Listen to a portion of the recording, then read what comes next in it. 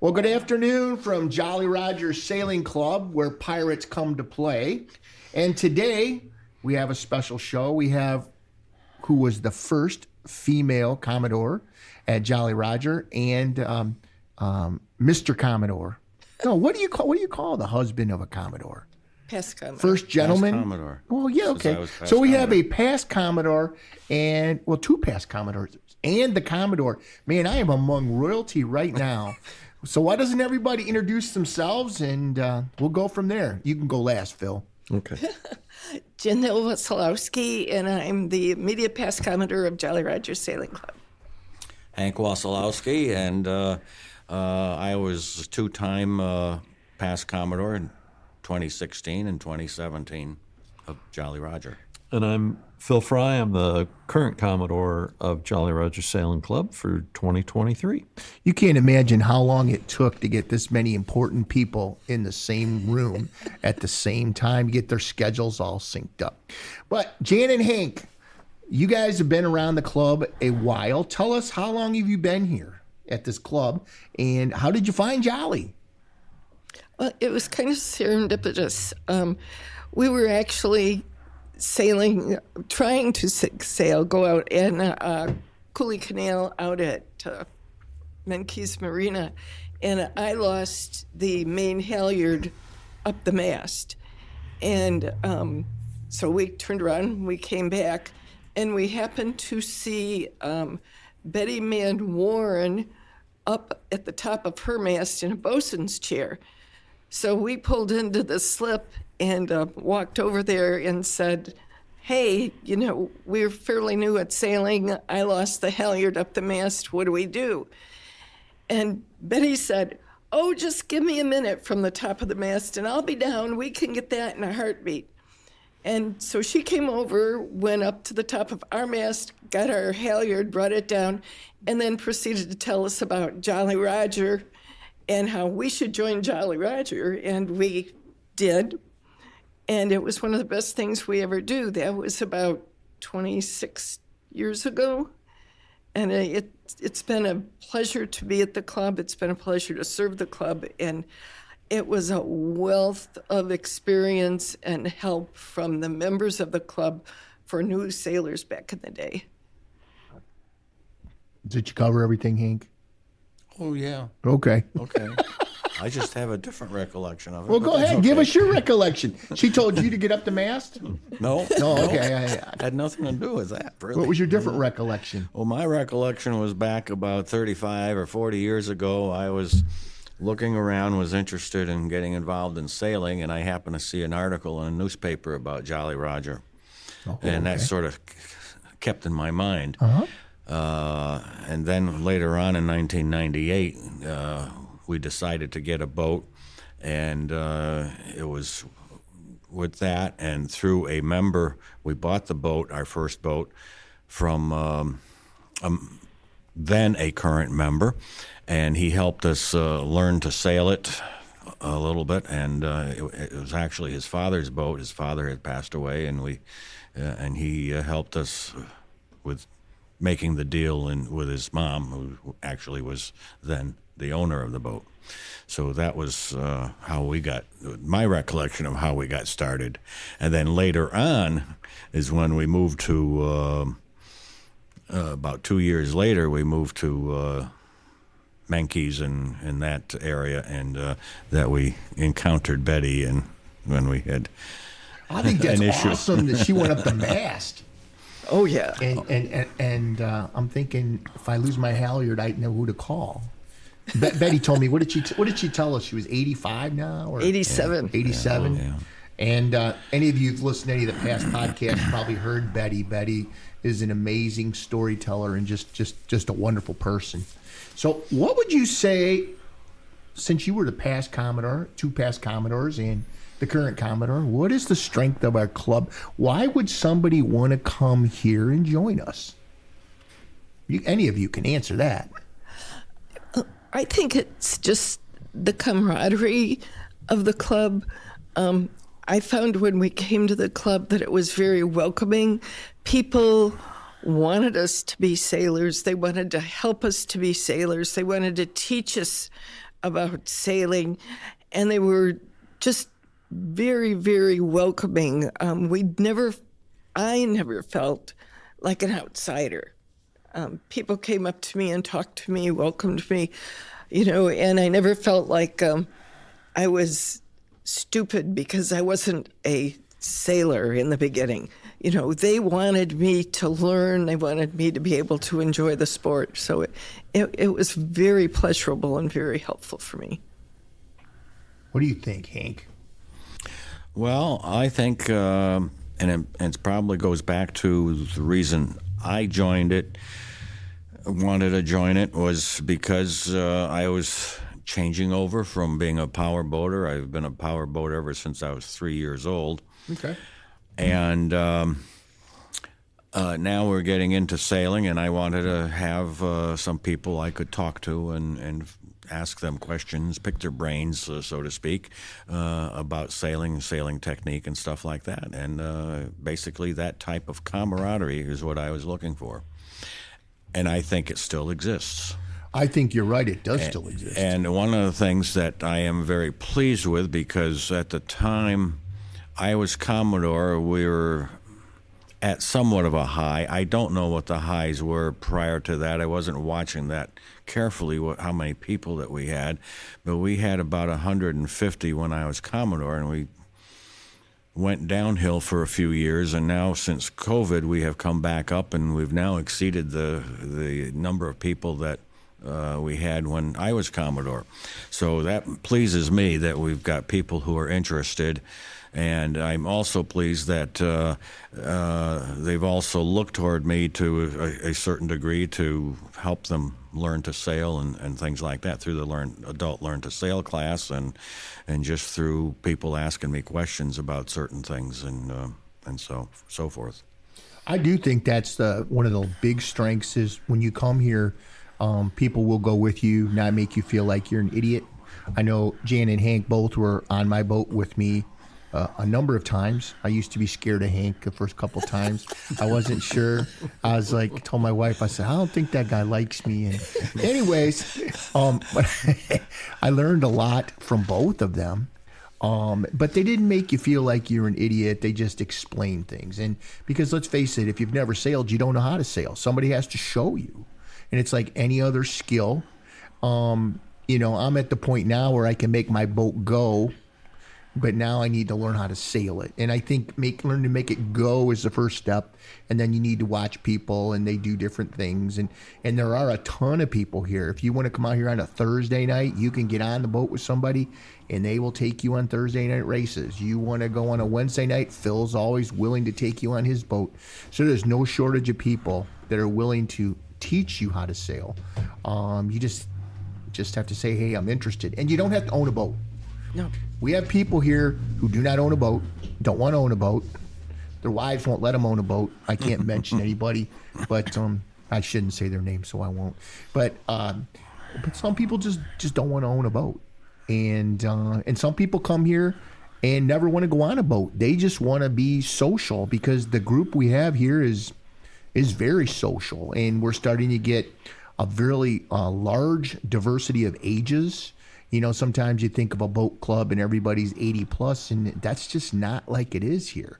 And the younger people get along with our older members, so we don't even have that, where all the old people sit together, all the young people sit together. That's just not who we are. So, it's a great club. Now, one of the reasons I wanted to talk to you today is I wanted to know about your trip to the British Virgin Islands.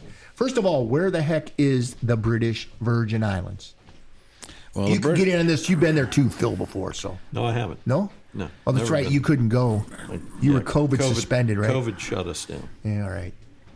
British Virgin Islands are due east of the American British Virgin Islands, which is about 90 miles due east of Puerto Rico. Ooh, okay. So if you get an idea of where Puerto Rico is, then you've got an idea where all the Virgin Islands are. The borders of both run between some of the islands, so you have to be careful if you are sailing in the British Virgin Islands, that if you're going to the American Virgin Islands, and hopefully not by accident but by intention, that you have to check out with customs and immigration when you leave the Virgin Islands. Unlike the U.S., you just go someplace. But with British Virgin Islands, you have to check out, and then you have to check into the U.S., and when you come back, you have to check back in again to the British Virgin Islands. So that's all important in terms of the legal. So getting lost is not a good idea. No, it's not. It's not. You can't just pull in somewheres and ask directions like they say on, like Captain Ron. No, it's not. It doesn't work quite that way. You have to be going somewhere intentionally, and at the rate you go with a sailboat, you're 5-10 miles an hour at best most of the time. It's very hard to not know that you're not going to where you want to go. And the best thing is to have navigation charts, and that's how I grew up, and that was before the time of GPS units. The GPSs have just all but helped my ability to navigate and know where I'm at any particular time. But I'm used to the old system of having a chart, being able to look it over and see where the reefs are, where the lights are, and be able to set my courses manually by running a parallel rule up and down from the compass rose and determine what course direction I was to take to get to where I wanted to go. Do you think GPS has made us lazy? Oh yes, it has. It has. Yeah, I think the good thing about GPS is it gives you a track, and it's electronic. That's real nice, but it doesn't show you the reefs. It doesn't show you the subtleties of what a navigational chart would, and it doesn't give you the overall picture. In a navigational chart, most of them you get a big picture of where you're going and what's on the way, where GPS is giving you a more finite picture. Okay. I usually carry a chart, and sometimes I can actually put it right side up, but I don't know. It's just sometimes you're like, what direction am I going? But I agree with you. At least you can see what I always said. People said, well, what about, do you have a depth finder? I said, my opinion is once that thing hits, it's too late. Yeah. And I said, it's good to know what depth you're at, but if you don't have an idea from your chart, like, should I even be going over by there? By the time you get there, it's too late. And then when you're in the ocean, of course, then you're like, okay, are we at high tide or low tide? And what? Man, I tell you what, I don't understand all that. I just had to figure, well, it says 200 feet, and even at low tide, I probably have enough water. So this previous section brought to you by the Garmin GPS company. Oh, that's right. We might get some money. Sponsorship for this. I was trying to get a sponsorship from DXL, that large clothing place. You go in there. Everything's so expensive. But I always wondered. I will say GPS does have what's nice, especially for me. It gives you an ETA when you put in I like that. Yeah. That's nice. That's especially helpful. Yeah. It takes quite a bit to calculate that and to do all that stuff, and a lot of people don't care to do that. Most of them prefer to get on their boat, start sailing or motoring, whatever they're doing, and just sit back and open a beer, and that's it. I don't. That's not my type of boating. I like to be able to know what I'm doing. I like to enjoy the whole thing. And in fact, we have a rule on our boat. We don't open the beer cans while we're sailing. One of the reasons is safety. We don't want to, if an emergency should crop up, and emergencies crop up unexpectedly, whether it be a weather thing or running aground like you're talking about, or just someone happened to fall off a boat. These emergencies can happen, and the least you think about it, the more likely it could happen to you. So you have to be quite sober in order to help rescue someone, and to be effective in locating them and things like that. And the previous session this afternoon was talking about the Mills race, and that's sailing at night. And if someone falls overboard at nighttime, it's going to be all the more difficult to locate them in the murky waters at the time, unless they are wearing a light that designates where they're at. But anyway, that's the way I like to sail or boat, is being knowledgeable about what I'm doing and get from one point to another, get back safely with all hands on board. I can't imagine coming back into a port with one or more less than the number of people I That would left be with. catastrophic. It would be. I It'd don't be think I could devastating. ever sail again if something like that happened. But anyway, we did have a situation one year. In fact, it was very early in our sailing life. We were moving our boat. We hadn't done a lot of sailing to the islands yet. We'd gone once, I think, maybe. And but our first year of sailing, we kept our boat at Lost Peninsula Marina. So it was fairly easy for us to go in and out, except we'd run aground every now and then because there's mud humps out there. We decided on the recommendation of the Commodore at the time, Rick Huff, who, bless his soul, is no longer with us. But he introduced us to Mankey's Marina, and we decided to try it one time, and we did. And we decided at that time we were going to make the move over to there because there are virtually no obstructions once you get outside of the riprap, past the entrance to the marina. You're in free waters. It's deep enough to sail most of the places you want to go. Yeah. And so this was our first time doing that, and it was late in the fall, and it was quite foggy out and rainy, a drizzle mist type thing. You couldn't see, once we got past the harbor light, we couldn't see the light. We couldn't see the Toledo water intake, which has been a major landmark for us to get where we're going visually. And we couldn't see land. We were out there. And at that time, we were relocating our boat for the first time down to Mankey's Marina. And we were following our GPS, and that was just great. And all of a sudden, the GPS went blank. And I thought, well, it's probably batteries. I told Jan that I'm going to go below and I'll get some batteries and we'll be all set. I went below, and lo and behold, we didn't have any more batteries. We had used them up. And at this time, this GPS took 8 AA batteries. And so we didn't have a battery aboard. So we ended up doing the old-style navigation. We just decided we'll just keep on going direction we're going in because we were headed toward deeper water. Mankey's in deeper water, and we were going to look for the water intake. We couldn't miss that, and because Mankey's Marina and the Cooley Canal that we were headed for were just a couple miles to the south of where the water intake was.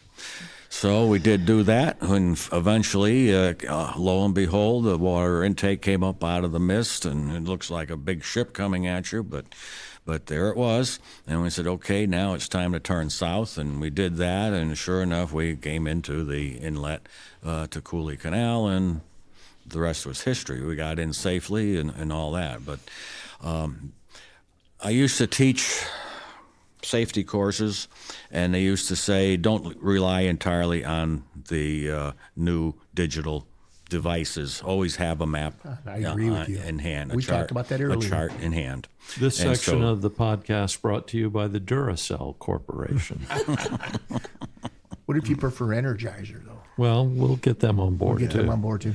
So that's how I feel about instrumentation there. So I think having maps, charts, basically, they're called charts in the nautical world, and having them on board is a thing to have. And I like that I can look at get the broad picture. I have a chart that shows me the western end of Lake Erie, everywhere I sail in Lake Erie, and I can see relationships very easily and understand when it says I should go a certain direction that, I'm going northeast, that's going to take me to Canada, and I know, where I'm going to go because I can see the broad picture.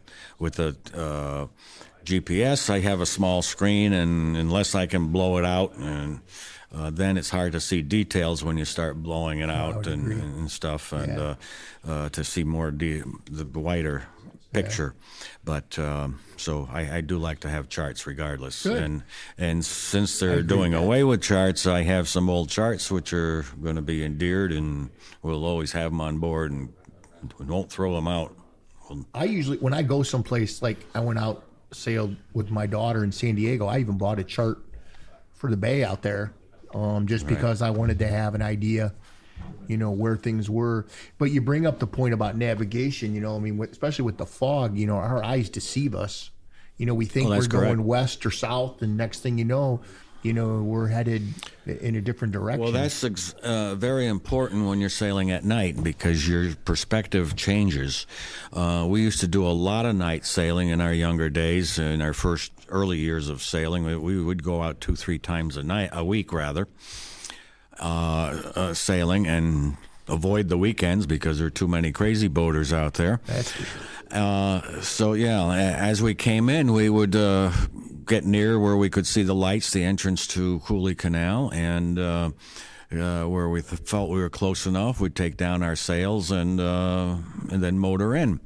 Lo and behold, I started looking down at my GPS after we did this several times and found that normally we would head to within about a half a mile of the canal entrance to take our sails down. That seemed safe and everything in the daytime. At nighttime, I looked down at my GPS, and just based on my eyeball judgment, we were 1.5 miles away from the entrance. So our depth perception had really changed during the night. And so having the instrument available was able to bring us in closer, and we wouldn't have to start the engine as soon and motor as long there. As a result, we only fill our tank once a year. Yeah, that's a pride thing, I know. Hey, now we were talking about the BVI. Tell us about how hard is it to rent a boat when you go somewhere else. Tell me how that process works. I've gone through it, and it was a little more involved than I thought it would be. Okay. Well, I'll tell you. The first time we went was at the invitation of Dave Sullivan. He was the one that we bought our first boat from. And a couple of years after we had the boat, he said, "I'm going to BVI. Would you like to come?"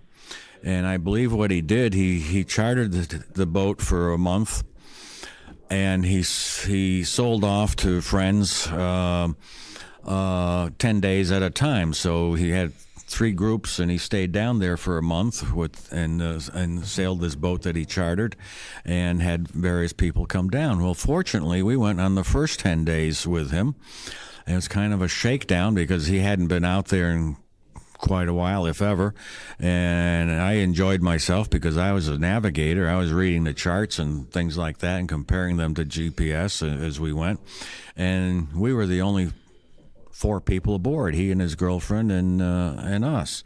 And we had 2 empty cabins as well, so the boat was real roomy and things like that. And that was our introduction to the BVI. So we learned something about it. Since then, I've been down about 5 or 6 times, and I feel I know the islands down there. I can tell you where certain danger spots are many of the times. Things that I have frequented or known about in navigating where I've been going out there, but I know it almost as well as I know the islands here in Lake Erie. So I know my way. I know the major islands. Do they give you a hard time when you rent a boat? Like, what do you need to go through? So I use that as my experience when we were first running from a charter company. The charter company that we had been with initially went out of business. So we ended up looking for someone else, and we found Conch Charters. And we use our sailing resume and the fact that I have been a boater for over 50 years, is a power boater. And I've been sailing for 5 years or so, and had been down to the BVI, helped me in my being able to charter a boat. And every year I presented them my sailing resume.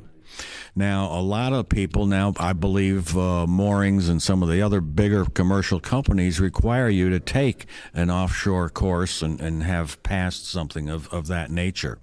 So a lot of people today need to do that in order to sail a boat down there. The other thing that was good is that I had a bigger boat of my own, a 30-foot boat. They would like you to rent a boat within 10 feet of the size of the boat that you currently own. And that way, the transition is not greater. If you owned a 25-foot boat and wanted to rent a 50-foot boat, I think they would frown upon it. But in our case, I owned a 30-foot, and I moved up. We chartered a 42-foot with a bunch of folks, and then another one in the 40s. And we kind of got started that way, and ultimately we have chartered 50-foot monohulls, and our last was supposed to be a 50-foot catamaran with them, but the COVID stopped us from doing that. But anyway, every time I go down there, I add them to my resume as I chartered a boat from there, and it's fairly easy for me with Conch because I have experience and they know who I am and things like that, and I don't have any problems. And I don't have beginner problems. I don't run aground. I don't have trouble getting into a dock or things like that. But if you've taken some course, I believe that they will look on it as you have some experience and you're serious about sailing. And I think that's what they want you to do. I know one thing you told me one time, and I thought you were kind of kidding. You said if they were being resistant, say, "Oh, I just sail on Lake Erie," and then they say, "Oh, if you can sail on the Great Lakes."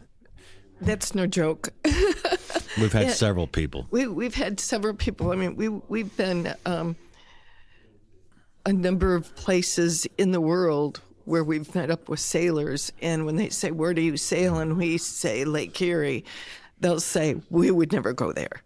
You know, and it all has to do with Lake Erie is small, shallow in places, and that the weather comes so fast in Lake Erie. And the waves are so close together. Yes, yeah, the Lake Erie chop. Exactly. So the around the many places in the world, if you say you're a Lake Erie sailor, it holds a lot of weight. They look at you and they respect that you're sailing in very difficult conditions, and managing it. I thought you were kind of kidding me, but when I was out in San Diego and I rented a boat and I was walking down the dock and some lady said, "So where do you normally sail?" And I told her, she goes, "Oh," that was her answer. I was like, but it's all I knew, but Yeah. but it was a lot different. Now, when you're in the BVI and you go from, now how many islands are there in the British Virgin Islands? I mean, about, I'm not. Overall, there's over 60 islands Really? in the BVI. They range from four major ones the four major ones are all populated. Tortola, Joost van Dyke, Virgin Gorda, and Anegada. And those are big ones that go from one to the other. And then there's a lot of smaller ones like the Dogs, and there's no life on those. Those are just basically rocks and popping out of the water. But they're good places. The Parks Department of the British Virgin Islands has installed mooring balls there, so you can go up and tie up for an afternoon and go snorkeling and that kind of stuff, and then move on when you're done. You can't overnight on those particular balls, so they're designed just for temporary use. But so that most of the time we go on mooring balls because it's also very expensive to take a dock, and occasionally if we want to go to a place like Spanish Town, we'll have to take a dock because that's within a protective cove, and there's no place that you can anchor there. It's fairly small. How much would a dock be there? At this point, I don't know. I don't remember, but Fairly they expensive. were more expensive. They were probably $3 or so a foot. But we're also renting a larger boat than what we normally have. We're probably in a closer to 50-foot boat than our own 36-foot boat. And so it gets rather expensive if you want to do that. And if you're with a catamaran, I'm not sure whether they'll charge you double because of the space that you're taking up. You can't put another boat next to you. I heard a lot of docks do that with the catamaran. Yeah, they might do that. I don't know. One time we went with a catamaran.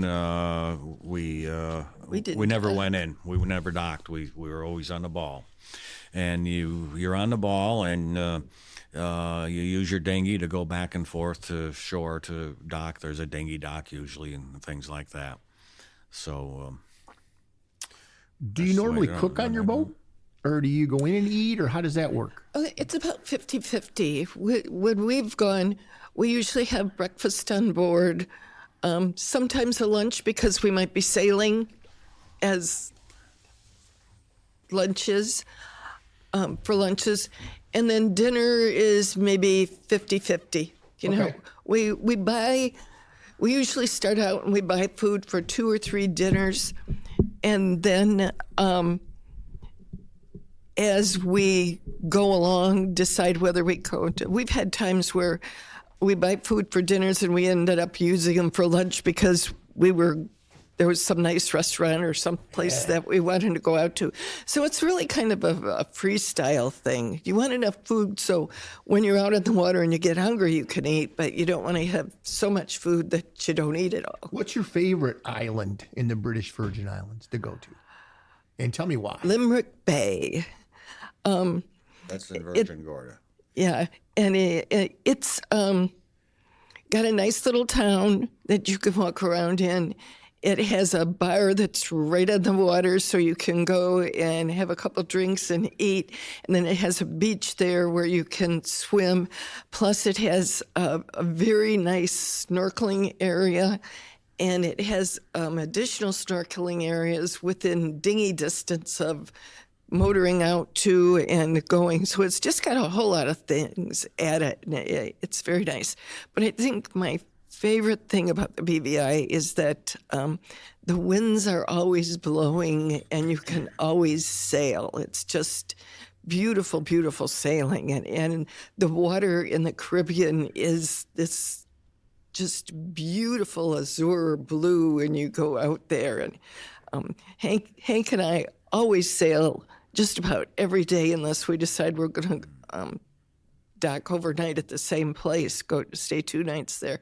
And I can remember this one time we were sailing out in the BVI, and it was a little stormy, which is very unusual for there. And we were sailing, and nobody else was sailing, and the couple couples that were with us weren't real experienced sailors. They said, "We're sailing," and I said, "Yes, we are." And they go, "Nobody else is." "No, they aren't." "Why are we sailing?" "Because we know how and we can, and we like to." And they were like, "Oh." I think that's the thing about the BVI is that, to me, it's very easy sailing compared to Lake Erie. I mean, there's always wind there. It's always good wind. And you have huge rollers that aren't even really waves out there. So it's very, very easy compared to Lake Erie, where there's always a challenge. I mean, there's something always going on that you're really on top of it. I'd like to add that I think my favorite is Anegada. It's basically a sandbar with a hump. Yeah, with a hump on it too, that you can see some trees, and eventually when you get closer you begin to see buildings. But when you set out from Virgin Gorda, you don't see anything. You're heading out to sea. Yeah. And it's a fun place to go, but what I like to do is go over there, and that's where we call in a restaurant and we order lobsters. And they come pick us up at the dinghy dock and in the back of a pickup truck, and we ride over to the restaurant, which is on Cowwreck Bay, and it's called the Cowwreck Restaurant, and it's a great place to eat. And we enjoy the lobster. Oh, I want lobster. Yeah. That just sounds good. Well, it's so fun because one of the last times we were there, as we're at the restaurant, the actual cow came up to us right at the restaurant. So it was quite interesting. We're sitting at the beach. The restaurant is on the beach, and you just sit there on the sand. And I mean, if you want to get up, you can walk from here to probably about where that door is, and you're in the water. Ooh, that And sounds nice. yes, it was nice. And as it started getting dusky, a cow came wandering by, sipping some fresh water out of a Canoe, I think it was. canoe, or Yeah. that was lying there, and probably it was rainwater sitting in that canoe. But anyway, it was almost within throwing distance. Cow's And it probably was- happy you're not having surf and turf. That day. I think so, but still, we enjoyed the experience of having the lobster sitting out on a beach and doing that. But just to comment a little bit more on food and stuff, we have to sort of plan our meals ahead of time. If we're going to be there for a week, we generally try to get a week's worth of food.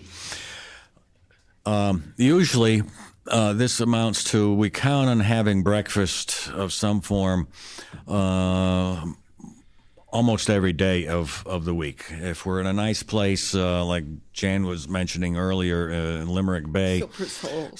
or Soper's Bay. Hole, we might go in for a breakfast.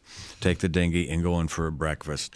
But we don't really count on that. Lunches is 50-50. We sometimes make sandwiches knowing that we're going to be out a little bit longer, or we're going to detour and stop at the Dogs, and that's a set of islands that are rocks that stick out of the water.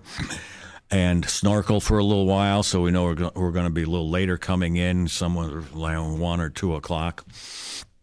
And then evening meals, like Jan said earlier, we sort of go 50-50. We try to go every other day. We'll eat something.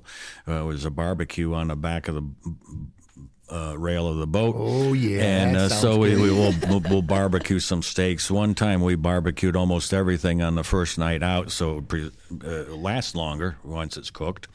And then every other night we'd pull something out of our coolers and heat it up and eat. And the other half we'd made arrangements to go in and go to a restaurant and have something to eat inside. So there's some nice restaurants in some of those islands, and then there are some that are not as nice, and we prefer to eat on the boat. And watch people going by in their boats and hooking up to the mooring balls and dinghying by, going by with their dinghies and things like that. Are So it was those kinda mooring fun. balls first come, first serve, or can you reserve them? Yes and no. You can reserve. Now, you didn't used to be able to reserve any. It was first Right. come, first serve.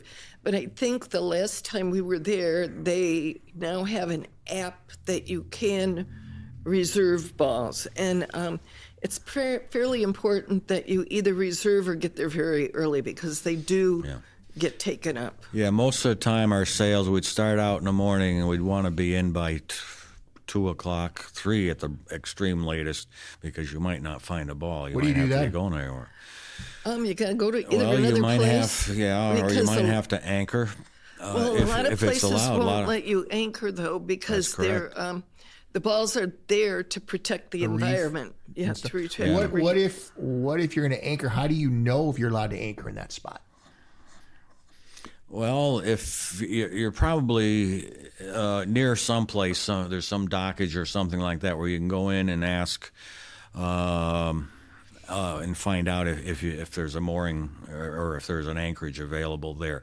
We also have charts. There's a nice little book I have here. It's kind of the Bible to there. This one is 2001, 2002 Cruising Guide, Virgin Islands. 2/3 of the book is devoted to British Virgin Islands, and about 1/3 of it is devoted to the American Virgin Islands. So far, we've only sailed in the British Virgin Islands because we feel it's a safer place to be. We've heard stories about boats being robbed and things like that in the American Virgin Islands. In the British Virgin Islands, we leave our boat open, jump in a dinghy, and go ashore and come back later on, a couple hours later, Never after worry. having and never worry about it.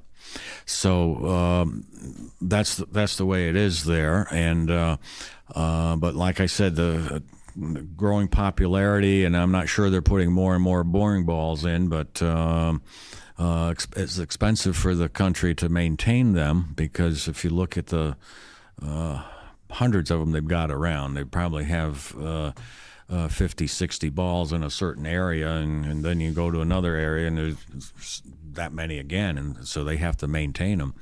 And they maintain them through hurricanes and bad weather and everything like that. They're almost always there. There's very few that aren't available for use. This section of the podcast brought to you by the Acme Mooring Ball Corporation.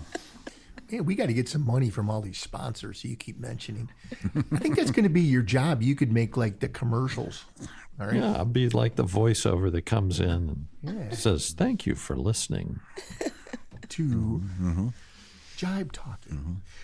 Tell us, have you ever had a time sailing in the BVI that you thought, we shouldn't have gone out? No. So it's pretty stable then. Yes, and the winds are usually almost constantly out of the northeast. Okay. So you can always count on that. We know that coming up on the south side of Tortola, you're going to be beating into the wind. You're going to have to be tacking and stuff to go northbound or eastbound. And that's usually, we save that for the end of our trip. We kind of start off going a little bit northbound and then go around on the back side of the island, which is the north side and west side, and then we're finally coming up on the east side. So that's the way we do it. How many and miles if you want to, if you want to come with us sometime and I would figure love out to. what it's like. You gotta we'll have to let you know. Pry my wife off the couch, I'm afraid. Well, I have to say, sometimes when I've had her out, since she doesn't go out as much, probably it wouldn't have been a good time to have her out. So I think that maybe, like the last time was for the Buccaneer, and it got a little choppy coming back on the Buccaneer, and she was not real happy with me. So it never gets that choppy out there. Okay. It never does. I'll have your wife convince her, because she convinced my wife to drag her hand in the water all the time. Where the boat's heeled over, we're in the Pacific Ocean. I don't really know the area well, and I look over and my wife's hanging off the side of the boat. I said, "We're not that far. I can lean over. I can put it." I'm like, "Yeah, okay." All I could imagine was her going in and me having to turn the boat around and fish her out. Well,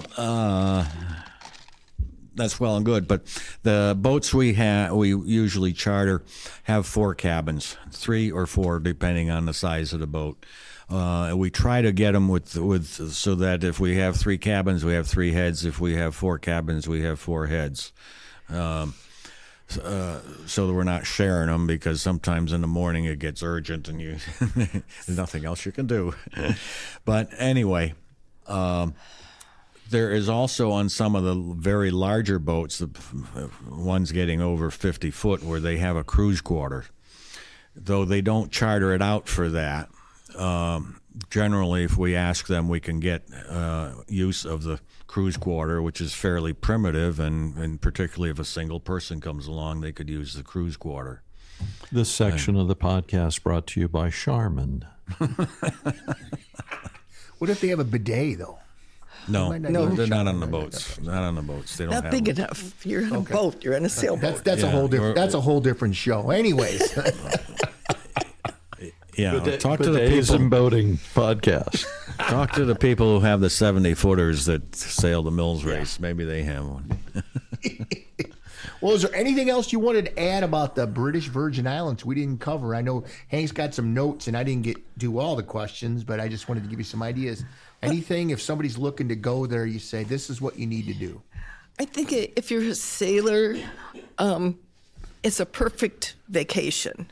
It's just wonderful sailing. The people in the British Virgin Islands are very genuine, friendly. They love having us down there, so it's a very welcoming environment.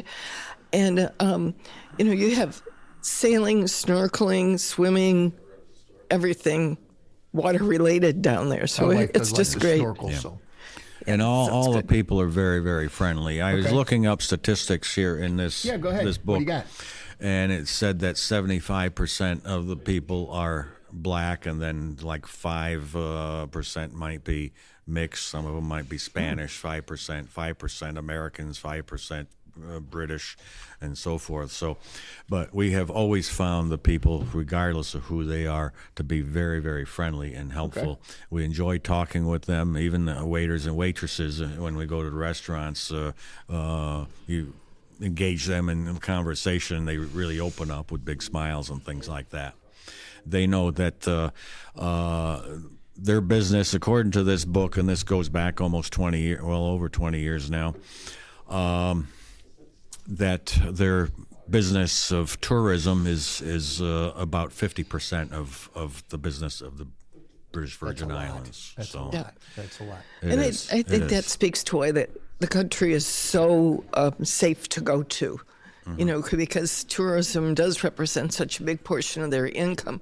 They want to keep it safe to keep the tourists coming. So I know I asked one time when I was down, I had been able to go to Roatan, which is off of Honduras, and I asked them about safety, and they said that, the cops would land on it really hard because the cruise ships will just stop somewhere else. And they kind of said the same thing. It was like, if it's not safe, they're not coming here. Right. So, well, thank you very much for coming, and thank you for having us. I guess we're done. Thank you. That was cool. You guys did some cool stuff. Oh, good. I appreciate that.